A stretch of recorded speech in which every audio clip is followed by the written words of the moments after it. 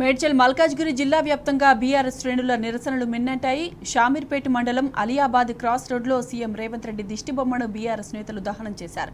ఉమ్మడి రంగారెడ్డి జిల్లా DCMS vice chairman Madhukar రెడ్డిని తదితరులు ఈ నిరసనలో పాల్గొన్నారు.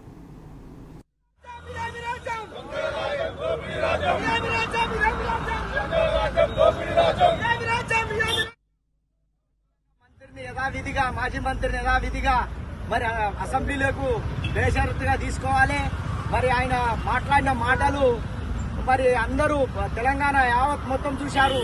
మరి అందులో ఏం తప్పుందో కూడా గ్రహించకుండా మరి మాజీ మంత్రి వాళ్ళను సస్పెండ్ చేసినందుకు మేమందరము ఖచ్చితంగా పెద్ద ఎత్తున ధర్నా కార్యక్రమం చేస్తున్నాం. కనుక ఖచ్చితంగా మాజీ మంత్రి వాళ్ళను అసెంబ్లీకు బేషరతుగా తీసుకోవాలని గౌరవ బీఆర్ఎస్ వర్కింగ్ ప్రెసిడెంట్ కేటీఆర్ గారి ఆదేశానుసారం మరి రాష్ట్రంలో ఎక్కడికక్కడ మరి ఈ ప్రభుత్వము ప్రతిపక్షంపై అనుసరిస్తున్నటువంటి విధానం పట్ల మరి ఇవాళ నిరసన కార్యక్రమాన్ని చేపట్టడం జరిగింది.